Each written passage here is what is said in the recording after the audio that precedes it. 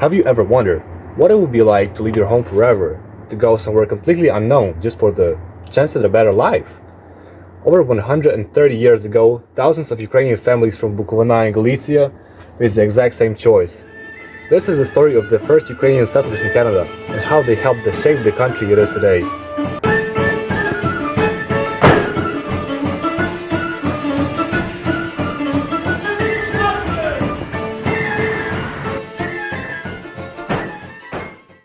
Ukraine and Canada, two of the largest countries in their metric. Two countries that are almost 7,800 kilometers apart from each other, but what do they share? Around 1.36 million Canadians have Ukrainian heritage, which makes Ukrainians the largest Slavic national group. Even Wayne Gretzky has Ukrainian heritage, so how did it all start? Let's picture Ukraine in the 1880s. Ukraine has not got their independence yet, so the land was divided between three other countries, Poland, Russia, and Austro-Hungary. First Ukrainian immigrants were Ivan Polypiv and Vasily Yeleniak. There were two friends in the Nebyliv, Ivano-Frankivsk region Ukraine nowadays, which is considered part of Bukovina back then. Even though serfdom was abolished in Austro-Hungary 50 years ago, before the first immigrants, most of the land was still in the hands of the Austro-Hungary landlords. In the Galicia region, people were suffering from the lack of land, but in the Bukovina, 16% of the people did not have land at all. Meanwhile, colonization of the Western Canada was in the process. In 1872, the Canadian government with John Macdonald made a decision that changed a lot of lives of the villagers of Galicia and Bukovina. In 1872, they made a law which said that every 18-year-old man who arrived to Canada as a settler could receive a homestead of 160 acres for only $10. It was a very good offer for villagers with no land at all. In 1896, Minister of Interior of Canada Clifford Sipton decided to start a major campaign, the Last Best West, to encourage people to settle and populate the Western Canada. He said, "I think that a stalwart peasant in sheepskin coat born to the soil, whose forefathers have been farmers for 10 generations, with a stout wife and a half-dozen children is good quality."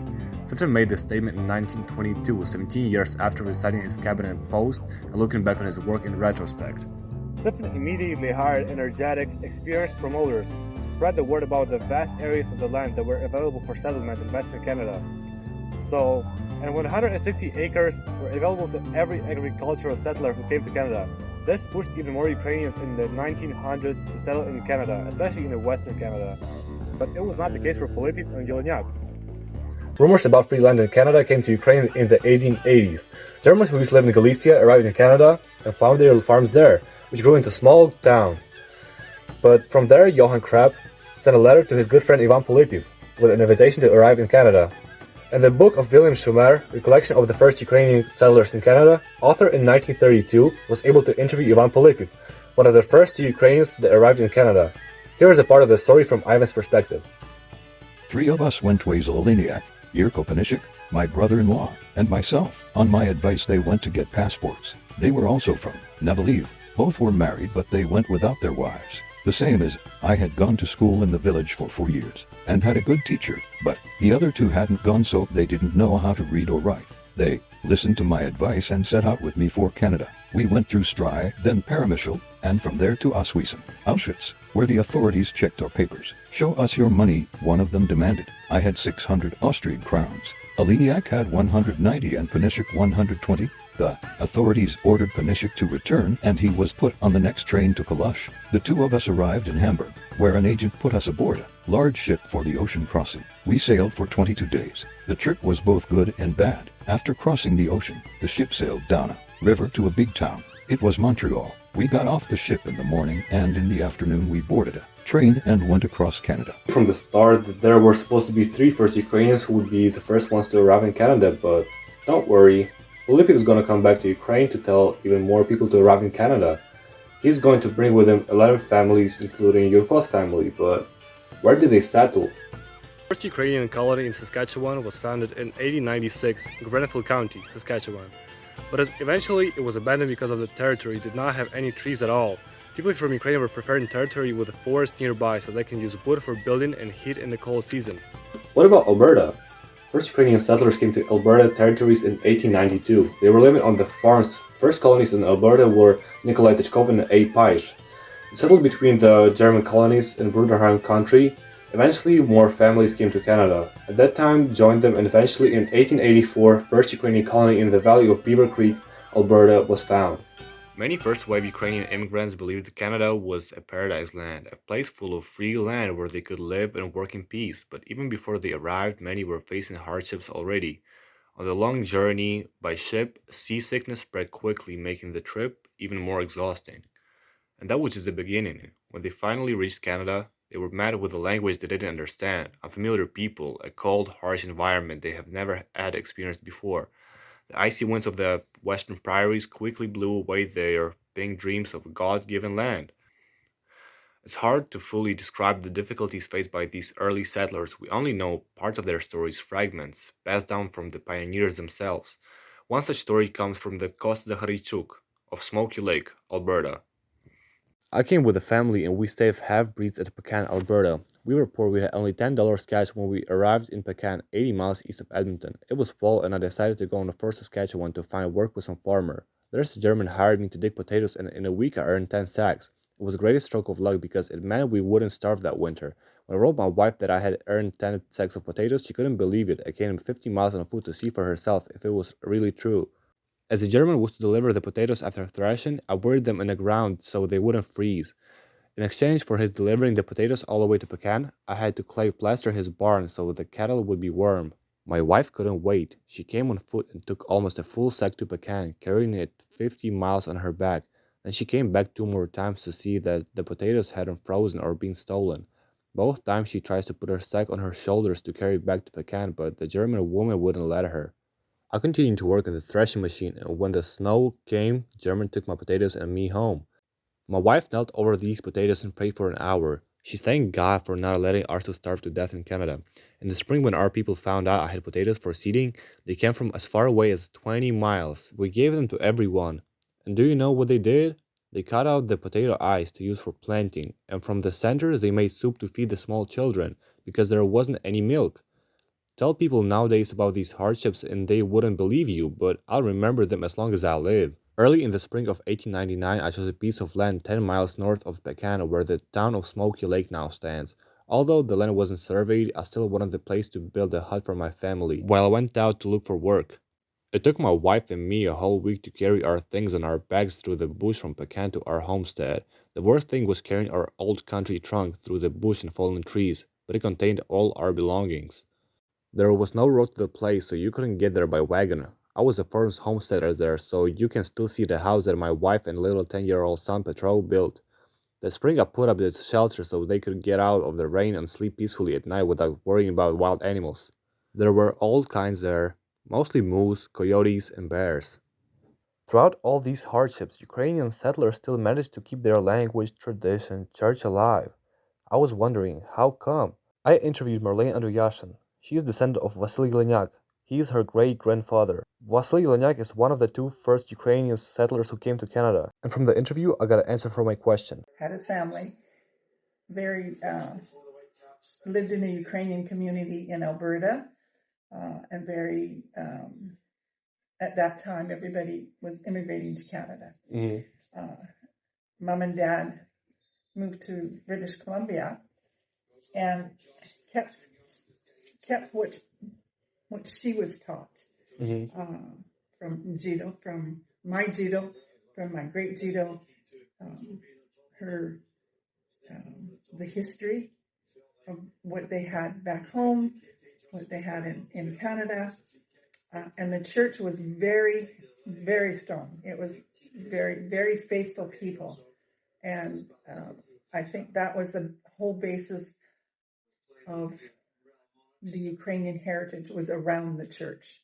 Because everybody that lived on the farm in the rural area was all church-based. They all grew up by the church.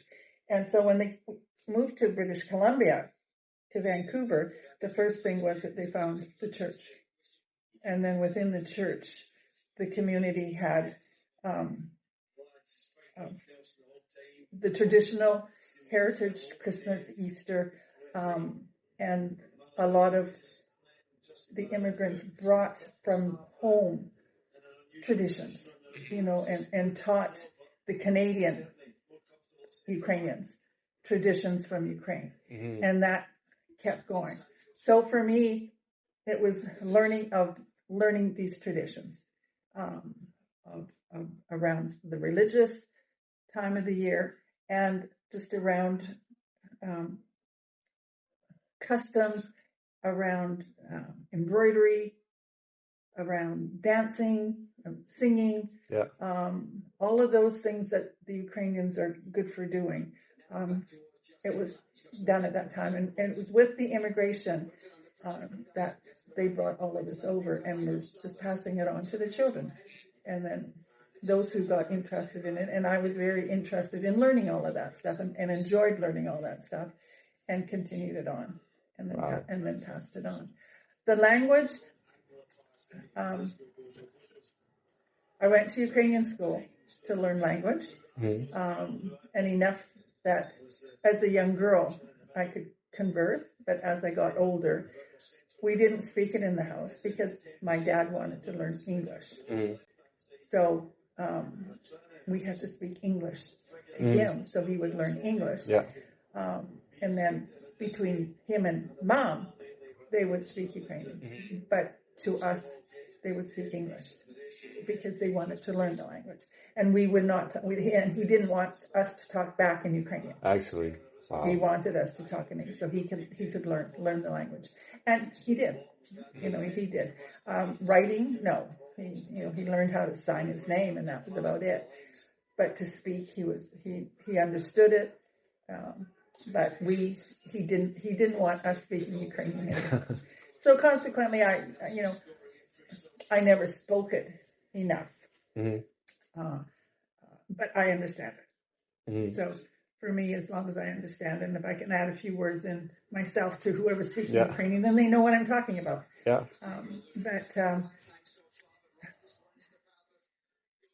Culture, that was the biggest thing for me, was learning the customs that were brought over, the traditions, that why, at Christmas time we have those 12 dishes at Christmas time, Easter time, why there's certain traditions at Easter time. And that's based because of the faith, because it was on the prairies for Mom and Dad. The church was it. And when they moved to Vancouver, when they found the church community, that was their family, because everybody had the same thing. And growing up, those are my friends. Everybody that I grew up with became my best friends. Wow. Yeah, that's basically what's driven me to keep my Ukrainian culture. Wow. And it's because of being around the church. That's nice. That's actually nice. That's what kept me going, and our children were the same thing. We brought them up by the church, the faith, but of course, modern times, today's society, they made their decision, and only Darcy is the one that's kept on the culture side with the dancing. Wow. Yeah. But that's it. I found a book. It was like book was writing like it was Ukrainian immigrant who came to Canada in 1900s. But he was like already like 20 years old, and he like was writing this book over like 10 years or 15 years, and like he was able to like to interview like Ivan Polepiv, like your great grandpa's friend, the two who he came with, and like there's like whole story like that he interviewed him. It was like right like a couple months before he died, and like there's like all like details how they went there, like and they said that the church was like one of the like thing that kept the community like alive. Like before they had even proper houses, they had like church already. You bet. That's the number one thing that they did. If they didn't have church, they were like some people these like huts, like they were like doing like they were like doing all the church things as like somebody's house. Mom and Dad had when they lived in Kelowna. There was no church in Kelowna. Actually, when Dad got transferred to Kelowna to work, and so there were 6 families that rotated and had mass in their houses every Sunday, so they would rotate, and then they all worked together and saved up money to buy this piece of property and built a church. It wasn't a big church. It was but it was a church. Yeah, You know, they had yeah. it inside, and that was the church for years. That church was there, and then they kept making fundraising Yeah. and got money, Wow. and then they tore it down and built a bigger church there. Wow. So, but yeah, definitely the faith. That's what kept a lot of people. Yeah. A lot of people from that generation. It was the church. Wow.